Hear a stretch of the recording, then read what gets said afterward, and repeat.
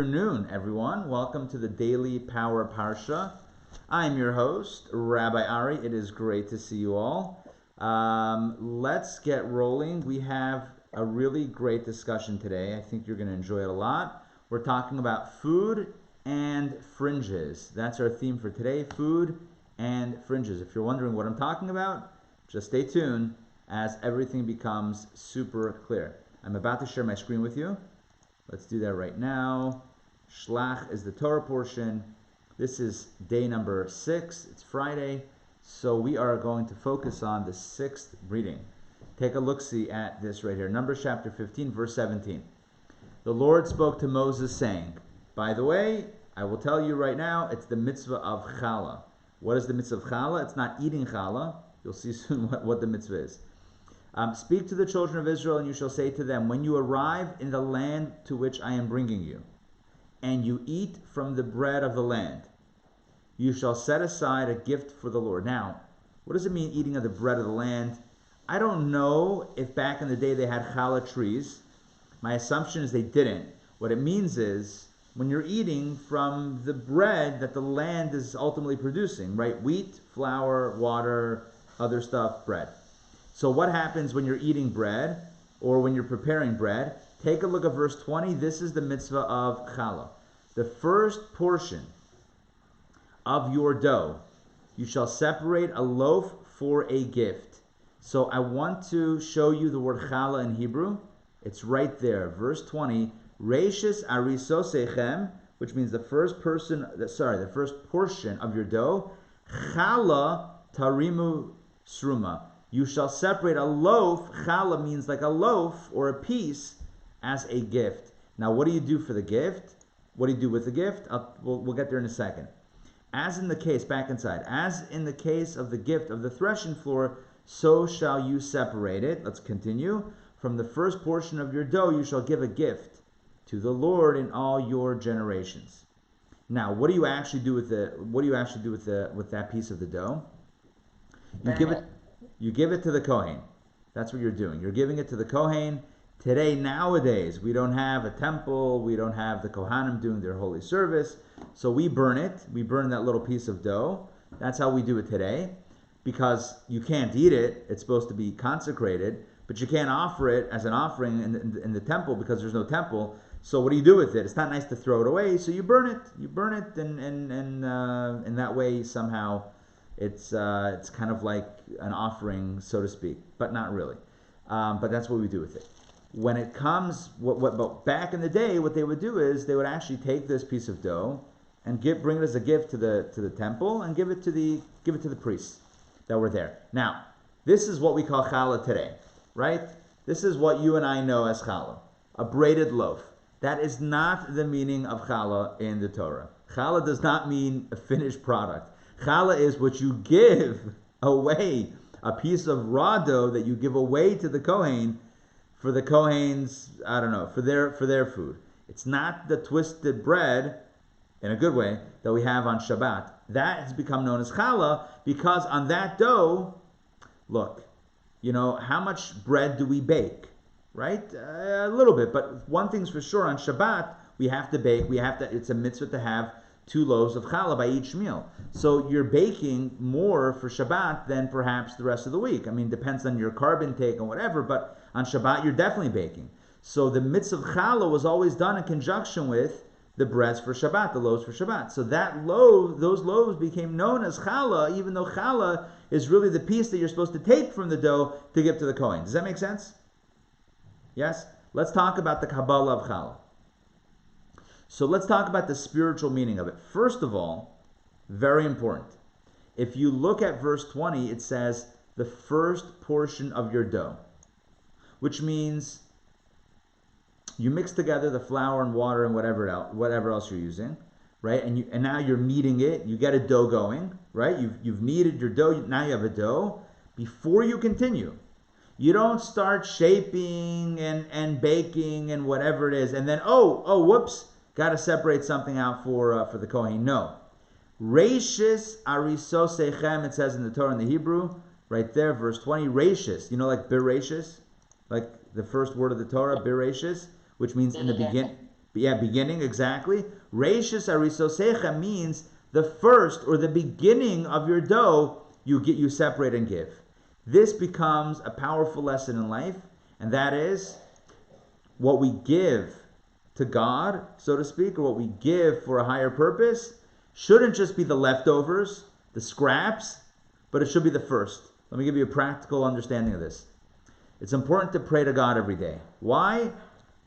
I would say not so much about God. God doesn't, it's not like God doesn't need his ego stroked, so to speak, but it's important for us. It's important for us to acknowledge our blessings and to practice intentional gratitude and verbal gratitude. It's very healthy for a human being to pray every single day. The question is when, right? You could pray at any time, and in truth there are 3 daily Jewish prayers, morning, afternoon, and evening, but you could pray anytime. The most important prayer, though, is in the morning. Why? Because that is the reishis arisosechem. That's like the first of the dough. If you wait till later, it's going to be hard to get back on track. But how you start sets the tone for how everything else unfolds. Give you an example. If you're trying to catch people's interest, let's say you're speaking at an event and there's 3,000 people there, right? And you begin speaking and you're not so engaging, but then like 20 minutes in, you really turn it up a notch. It might be too late. You might have already lost the crowd. So if something is important, then it should be done first, right? It should be done right away, immediately. The first thing. The Torah is telling us it's so important not only to give back to God, right? To give some of your dough back, to acknowledge where it came from, to practice, not only express in prayer, but practice giving, giving back or giving, doing acts of gratitude. It's not only that's important, it's important that be done first, that be a priority, that not just be an afterthought. Oh, I'll also do that, this, that, or the other. Oh, maybe I have some extra dough, both literally and figuratively, so let me give it, for a good cause. No, this should be reishis arisosechem, the first of your dough. And I love the fact that it's called dough, because let's just, why not? Right? The first of your dough, the first intention should be, I have resources. How can I use it for something that betters the world, or that speaks to what God wants me to do, or that helps someone else out? And then, obviously, the bulk of it I retain. But it's a mindset. It's like the first thing. First thing is, how can I help someone else?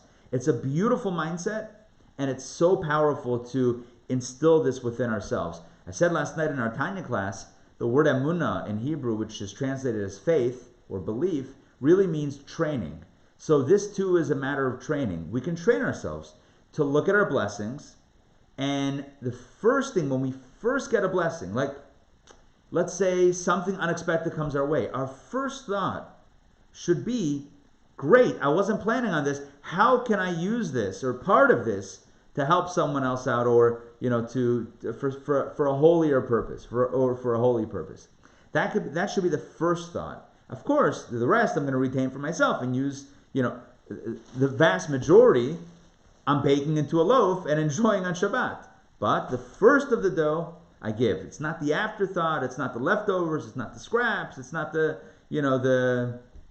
what do they call it when you buy like clearance or whatever, right? It's not like the offcuts or whatever. No, you're giving the first and the best. The same thing, by the way, is with the bikurim. Another gift, this was an agricultural gift. The first fruits were given. The bikurim, first fruits. Same deal. It's not the last fruits. It's the first fruits. You give the first, the best, the choicest. Same concept. You planted, you plowed the field, you sowed the field, you tended to the growth. Finally, your tree grew and your fruits are blossoming. The first one you give to the temple as an offering. What's the message? Message is, number one, gratitude, but it's also about setting the tone. By the way, when we talk about setting the tone, you know what that means? That even the 99% that I do keep for myself is defined by the 1% that I gave. I don't only mean 1%, let's say 10%, right? Meiser, a tithing is 10%. The 90% that I retain is all defined by the 10% that I did give, and that becomes a holy acquisition also, right? So the question is simply this: who and what is setting the tone? Is it my own personal interest that sets the tone, and giving is the afterthought, or is giving setting the tone, and what I retain is the afterthought or defined by giving. Anyway, that's the perspective. I want to share with you another perspective on this, a bit of a mystical idea, and I love this concept. So imagine you have a big mixing bowl, okay, and then inside this mixing bowl, I should mention, not every quantity of dough requires the mitzvah of challah. It has to be a certain volume, a certain amount. So you need a significant amount. To be safe, if you use a full bag of flour, 5 pounds, I don't mean like a 25 or 50 pound bag, industrial. I mean like a standard supermarket shelf bag. 5 pounds of flour. If you're using, pretty much all of that quantity and making a dough for challah or whatever it is, what we call challah, then you would say there's a blessing. You say a blessing for the mitzvah because it's one of the 613 mitzvot. You say the bracha, you say the blessing, just like you say a blessing before the shofar, before matzah, before the menorah on Hanukkah. So you say a blessing before this, and then you separate the dough, you put it aside, and then later on you burn it. Back to our story. So imagine you take your 5 pound bag of flour. You open it up and you pour it into a big mixing bowl. Then you have to add the liquid ingredients, because if you just have flour, you don't have dough. That's not how that works. So you have to mix liquid into it. So you take water and you mix water, you pour water into your flour, and then you start mixing it together. You start getting it all mixed in. Maybe some yeast, maybe some eggs, maybe some oil, whatever. But the liquid, let's talk about the water. The liquid is making it into a dough. There's a beautiful message here. And that is, without the liquid, without the water, the flour remains separate particles. The flour remains separated. It's not one entity called dough. It's 1,000 or 1,000,000 small specks of flour. So what makes it one? What brings it together? It's the liquid. It's the water that brings it together. In Jewish philosophy or in Jewish thought, Torah is compared to water. Have you ever heard of this? It says there's a verse that says, "Haikal tzama l'chula mayim." All those who are thirsty come to the water, and simply that means if you're thirsty, drink water. But you don't really need a verse to tell you that. That's not like one of the wise things that I had no idea. Thirsty, I should go to the water. Didn't see that coming. What it means is it's an allegory, it's metaphorical, and it's speaking of Torah. All those who are thirsty, all those who desire meaning in life, desire higher purpose or some sort of, higher wisdom, l'chula mayim, go to water, water being a euphemism for Torah. The book of Tanya, he explains why Torah is compared to water, or why water is compared to Torah. And he says there's an interesting property when it comes to water, really any liquid, and that is that liquid is always going down. Liquid is always seeking. If you have a cup, if you're drinking coffee in a coffee mug, and somehow there's a crack in the bottom of the mug, there is zero chance, right? Assuming the hole is big enough, there is no chance that your coffee is going to be very calm and say, you know what, I'm actually comfortable here in the cup. I don't think I'm going to go through the hole. There's no chance, right? If there's a hole, if there's a crack, the water is going down. Water always goes down. It starts on high and it just keeps on flowing down to the lowest point that it can reach. The same what about thing. A straw? Sorry? A straw. Using a straw. A straw, right. So that's reversing it, but that's using some effort. But water left to its own devices, right? Water left to its own devices will always go down. There's a beautiful connection between this property of water and Torah. Torah has the same journey. Torah begins in a spiritual state above, and Torah comes down into our reality to discuss and to deal with all sorts of human issues. In fact, when you study the Talmud, so the Talmud gets into what happens if this guy makes a claim and he's lying or she's lying. Who do you believe and how do you know who to believe? Which means the Torah is getting involved in lies. and figuring out who is telling the truth and who's lying. That's how low Torah is going. Torah is divine wisdom, and it's delving, it's jumping into a space of dishonesty, of falsehood.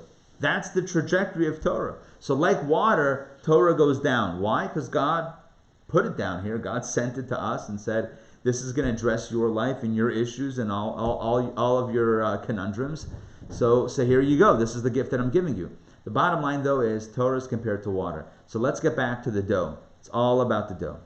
Our lives are very distracted. In general, we do a million things. We do this and we do that, and we work here and we go there, and we have these hobbies and that vocation and those interests and books and film and art and music. We're all over the place.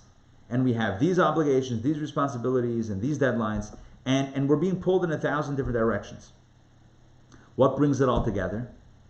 Right? That's like the flour that's separate. All the pieces of flour that are just separate and there's no connection, there's no cohesiveness. What brings water? What transforms flour into dough? What makes it one entity? It's the water. The same thing is true in our lives. When we mix in, when we pour in a little bit of Torah into our lives, it's the Torah, it's that perspective that can bring it all together. And you realize, wait a second, the work that I do is also holy, right? The food that I eat is also holy, or at least could be, right? The places that I go, the hobbies, the interests, the skills, the talents, right? Even my relaxation time, right? It all can be for a higher purpose. It can all be about recharging so that I can do the next big thing in my purpose in life, my higher purpose. So what Torah does in a beautiful way is it brings together a distracted life to make it a cohesive and coherent life, to make it a unified life. And that's really the life that we're looking to live, a unified life. So don't live the flour life, live the dough life. And if you want to live the dough life, add some Torah water to the mix. That's what makes it all go around. Make sense?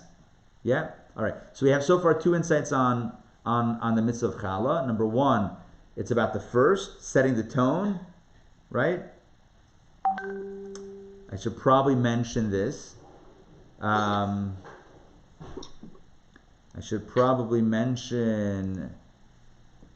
one second. Yeah, I should probably mention this, that how we start our day is very important.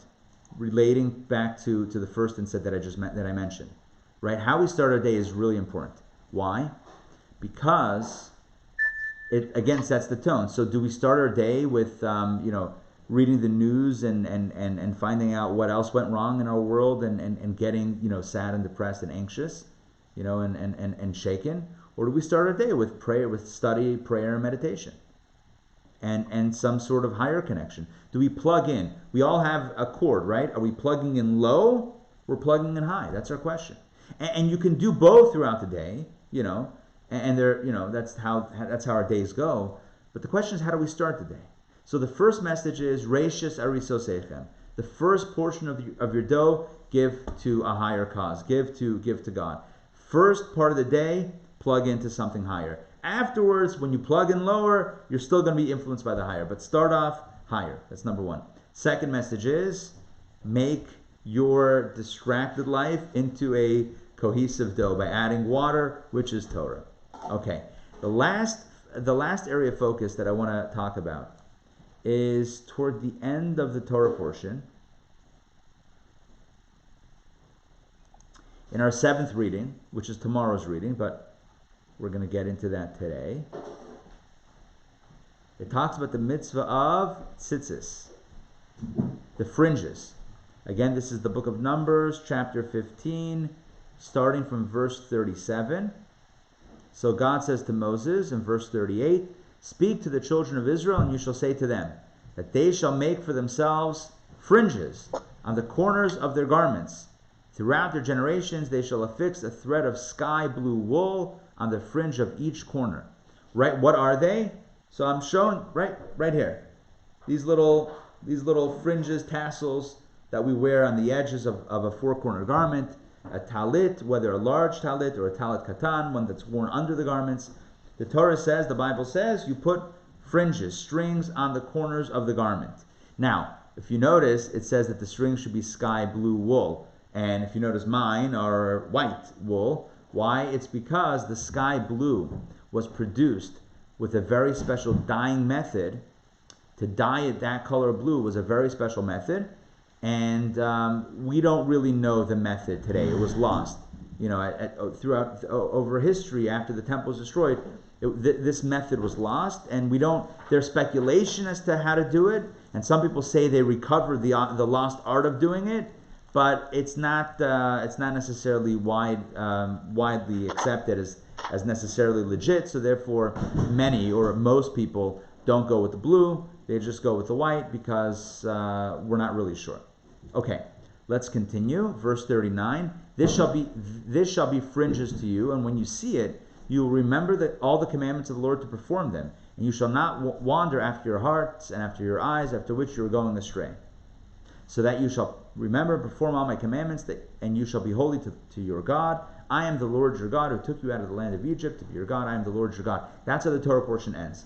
So the mitzvah of tzitzis, the mitzvah of these fringes, these strings, reminds us of all the commandments.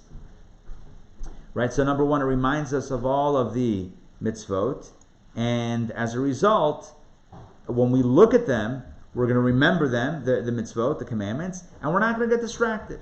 So I like to call this the Jewish uniform, right? This is the uniform to remind you, or me in this case, right, to remind me of who I am and what I'm doing. Famously, women don't have a tradition to wear these fringes, these strings, because at the core of it is it's a reminder.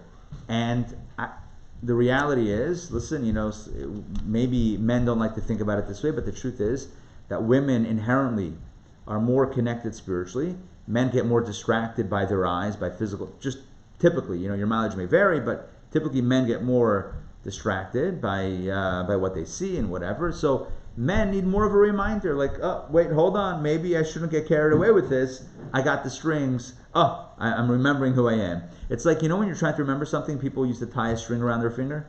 You know that one? Yeah? They tell a story about Yankel, who was going through an identity crisis. He couldn't remember who he was.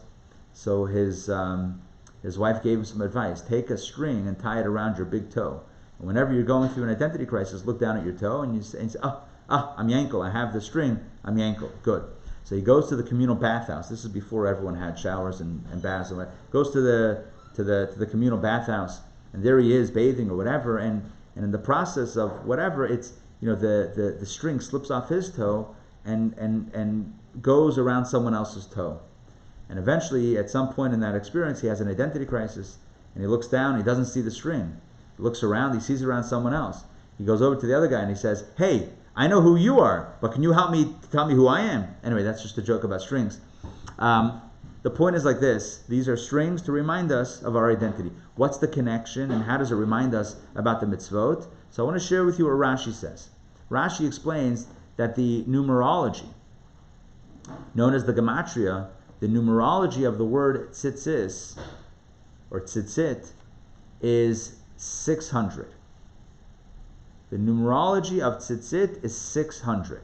That's the fringes, right? These guys. The Hebrew word, take each letter, you add it up, every letter has a number, 600. Add on to that, each corner has 8 strings. Let's count them. 1, 2, 3, 4. 2 for 1 special. 5, 6, 7, 8. 8 strings, plus, wait, there's more. There are 5 knots. Okay, I have to stand up for this. Okay, 5 knots. So we have 1, 2, 3, 4, 5. 5 sections of knots. So 600 is the numerology, plus 8 strings, plus 5 knots equals, drum roll please, 613. Wouldn't you guess it? The exact number of commandments that there are in the Torah. So when you look at the tzitzit and you remember the numerology and you remember the 8 strings and the 5 knots, so you're reminded of the 613 commandments. And then, what could possibly go wrong? The question though is, why not just have a tassel in your jacket pocket all day? Right? Why not, if you want to be reminded of the mitzvot, so just keep like a pocket watch. Maybe you wrap it around your wrist. Like what? Why do you need to wear a garment, a four-cornered garment, and then attach it to the corners of the garment? If the main thing is the strings, right? And by the way, if anybody needs anything, I can try to pull some strings. That was a joke, or not. So why is it that we need to wear a garment that this is attached to? I'll give you a very quick mystical answer. So in general, there are two primary needs. Well, there are three primary needs that every human being has: food, clothing, and shelter.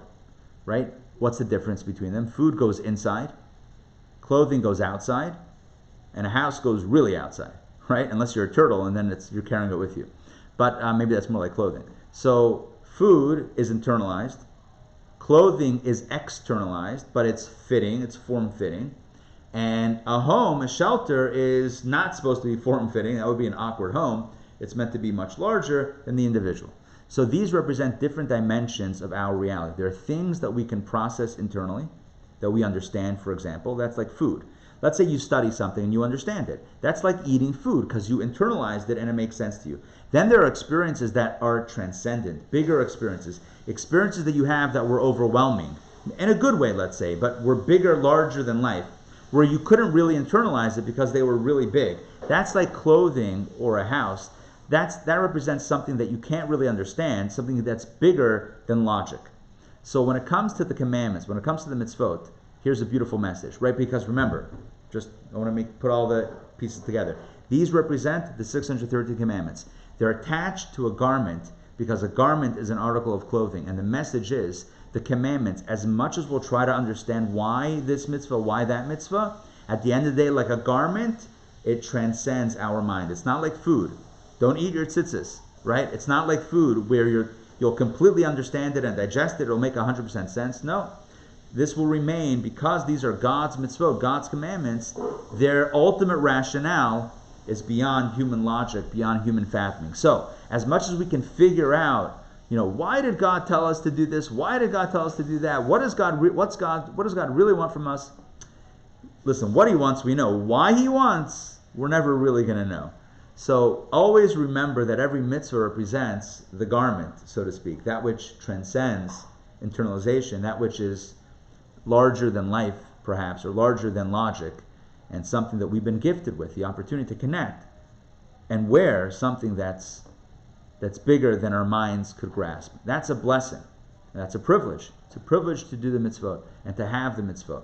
So that's a perspective. Let's recap quickly what we did today. We spoke about starting off the day right, starting off our activities on the right foot. We spoke about giving the first to God. That was one point. We spoke about introducing Torah, like the water, to bring our lives together in a singular focus. We spoke about the power of tzitzis, to remind us of the commandments. And we spoke about how every mitzvah, although it has a rationale that we might be able to understand, ultimately it represents the unfathomable will and wisdom of the Creator. I hope you enjoyed today's session of Daily Power Parsha. I hope you were inspired by it, and I hope this helps you go into Shabbos in a good mood and in an uplifted mood. It's great to see you all. It's great to study together. Any questions, comments before we close it out? I've got one quick comment, Ari. Yeah, go ahead. Actually, it's something I can share here. In my Rashi, there's a note that I found very interesting. It said, the Parsha ends, I am Hashem, your God. And in the note, this is a note on Rashi, not what Rashi wrote, but it's a note. It says the name Hashem connotes God's attribute of mercy, while the name Elohim, here translated God, right, connotes his attribute of strict judgment. So Rashi explains why both names are used here. Nice. But in other words, so I guess right next to it's this and all, it's talking about God's attribute of mercy.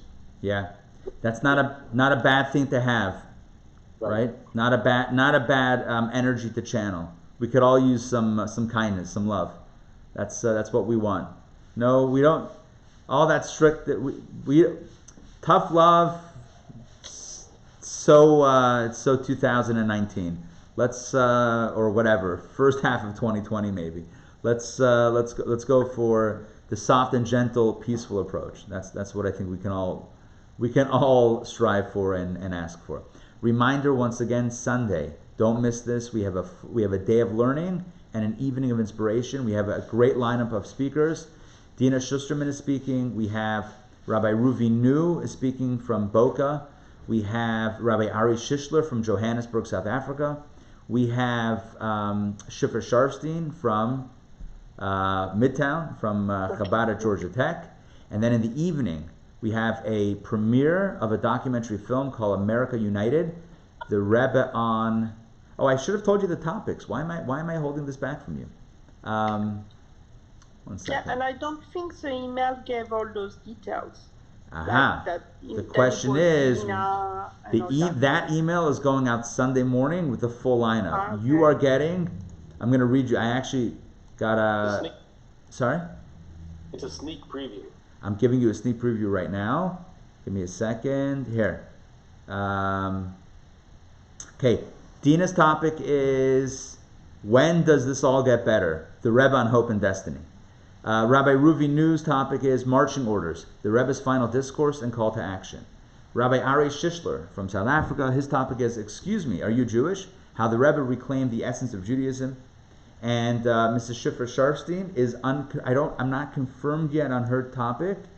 Potentially it is feminism and Judaism, revolutionary ideas the Rebbe taught us about feminism, but that might change. I'm still waiting on hearing back from her.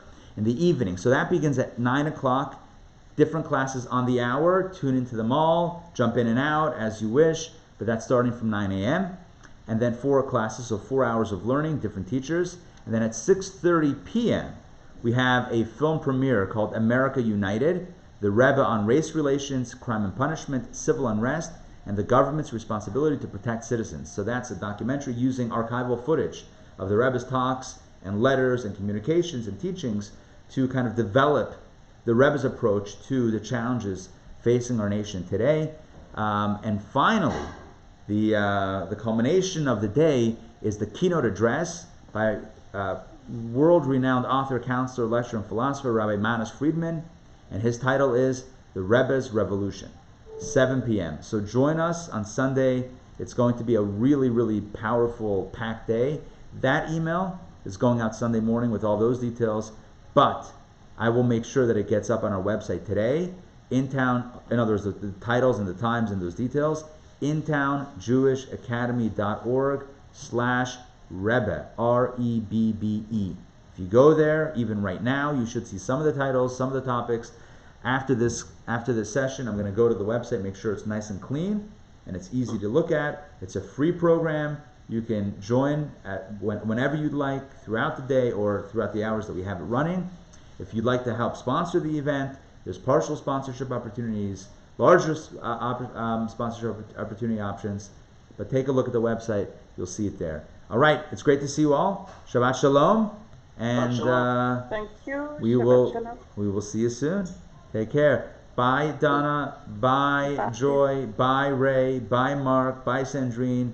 Bye, Matt. We'll see you guys. Bye, Rabbi Ari. Thank you. Bye-bye. Take care. Shabbat Shalom.